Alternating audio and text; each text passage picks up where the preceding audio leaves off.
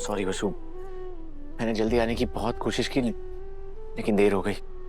मैं तो अभी भी सोच नहीं पा रहा हूँ कि अगर मासा को शक हो जाता तो पता नहीं क्या होता।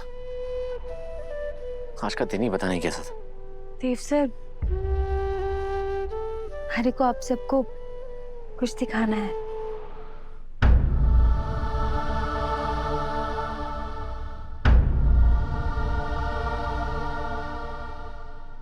ये क्या है जादूगर? बड़े हुकुम का आशीर्वाद। उन्होंने हमारे को शगुन दिया है।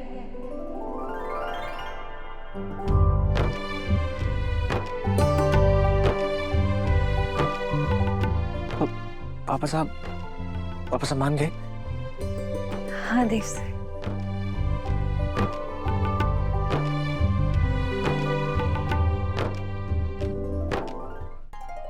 ये हमारे सासरे का पहला शगुन है और मैंने भी अपने ससुर और बहू के रिश्ते का पहला वचन दिया है बड़े हुकुम ने कि अब से सच बोलूंगी और हमेशा सच के साथ खड़ी रहूंगी। हमें हमारी शादी का सच भी देवी हुकुम ने बहुत जल्दी बताना होगा।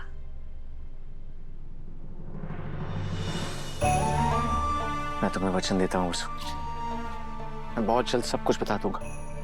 बस तुम मेरा साथ कभी मत छोड़ना।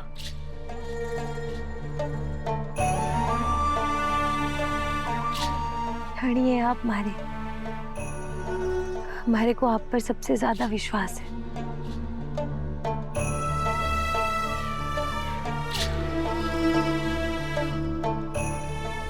जादूगर, पापा साहब मान गए, इसका मतलब वो मंजिल दूर नहीं है। देर से सही पर मासा भी मान ही जाएंगी।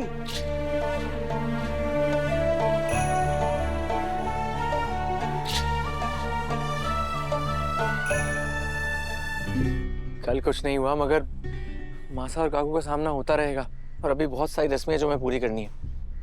मुझे तो बहुत टेंशन हो रही है अभी। और कल जो हनुमान काकू ने रस्म की ना, वो भी अधूरी है, क्योंकि रस्म पूरी तब होगी जब हमारे घर से उनके यहाँ कुछ मीठा जाएगा, वो भी सास के मतलब मासा के हाथ से बना हुआ। पर ऐसा कैसे होगा अविनाश जी? आप दोनों ये सब मेरे पे छोड़ दो, आप लोग स्ट्रेस मत लो। और दादा, आपने और जादूगर ने मेरे को हर बारी मुश्किलों से बाहर निकाला है, तो अब मेरी बारी है। मैं आपको और जादूगर को ऐसे परेशान नहीं रहने दूंगा। मेरे पास एक प्लान है, कल की आधी रस्म आज पूरी होके रहेगी। पर क्या? लेकिन प्लान क्या है?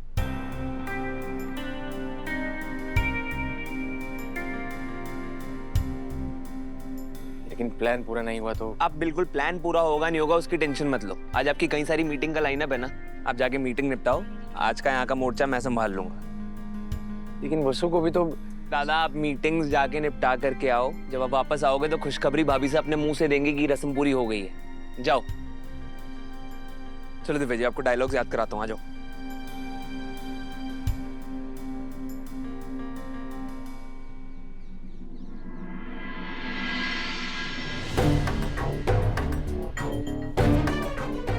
बाबू साहब, किसे ढूंढ रहे हैं आप? अरे उधर से कोई अभी तक आया ना। हमने तो रस्म की थाली अपनी ओर से वहां भेज दी है। अब कल तक उनकी ओर से भी कुछ मीठा वापस आना चाहिए, तभी वो रस्म पूरी होएगी।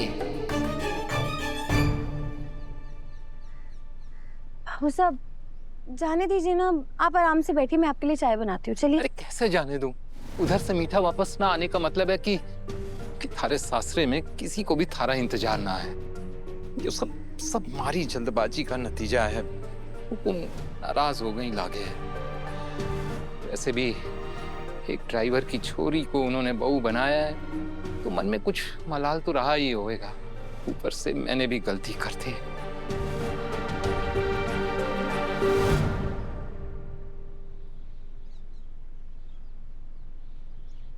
बाबू साहब, चाहे कुछ मीठा आवे या ना आवे, लेकिन हमारे आने से हमारे सासरे में सभी बहुत खुश हैं। ये देखिए, हमारे ससुर सा ने हमारे को शगुन का ये लिफाफा भी दिया है। तो सच कह रही है? यो बड़े हुकुम ने दिया है।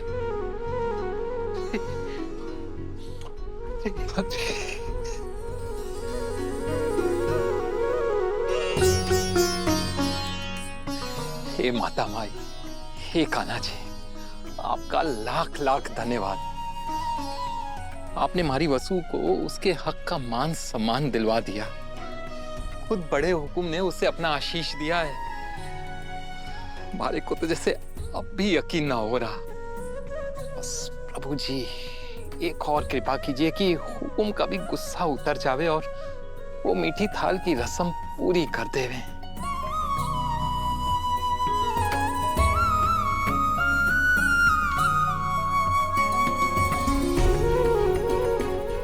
बाबू साहब, कैसे समझाऊं मैं आपको कि ये रस्म कभी पूरी ना हो सके। कहाँ जा रही है छोरी? काम पर बाबू साहब। तो कहीं ना जावेगी। क्यों? एक छोरी कल रात तो हमारे कहने पे वहां गई थी ना, किसी ने बुलाया तो ना था, पर तू गई और थारे को वहां पर देखकर बड़े हुकुम ने शगुन का लिफाफा पकड़ा दिया। पर अगर आज तू वहां गई तो कहीं ऐसा ना हो कि हुकुम पर भी कल की रस्म पूरी करने का कोई दबाव आ जावे। मैं ऐसा ना चाहूं छोरी। मैं चाहूं कि जो कुछ भी हो सब उनकी राजी खुशी से हो।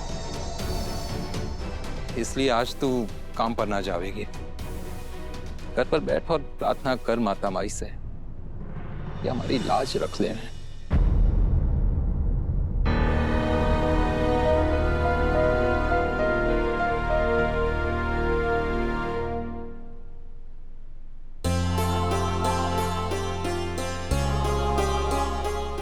माफ करना चंद्रिका, अपने बच्चों पर जान छिड़कने वाली माँ और इतनी प्यारी पत्नी से मुझे देव और वसु की शादी का सच छुपाना पड़ रहा है।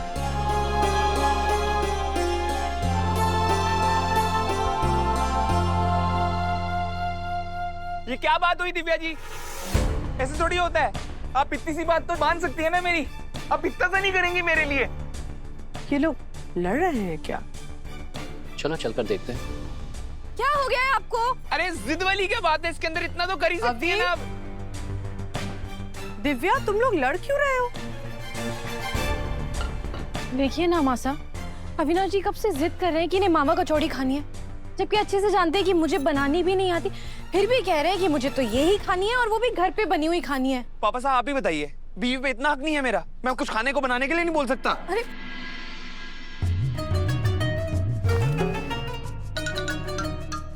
लेकिन अभी आज अचानक से मावा कचौरी खाने का भूत कहाँ से सवार हो गया? अगर खाना ही था तो सावित्री को बोल देते, वो बनवा देती। नहीं मासा, ये मेरी डिमांड नहीं है, ये मेरी जीप की डिमांड है।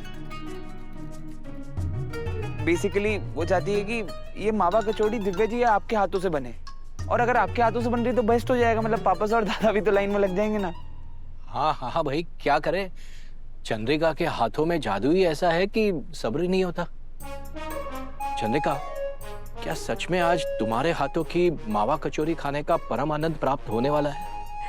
ठीक है ठीक है, अगर आप दोनों की इतनी इच्छा है तो हम आज मावा कचौरी बनाएंगे और दिव्या को भी सिखा देंगे, ताकि अगली बार अभी को अपनी पत्नी के हाथों से बनाया हुआ मावा कचौरी खाने को मिले। चलो दिव्या। पापा साहब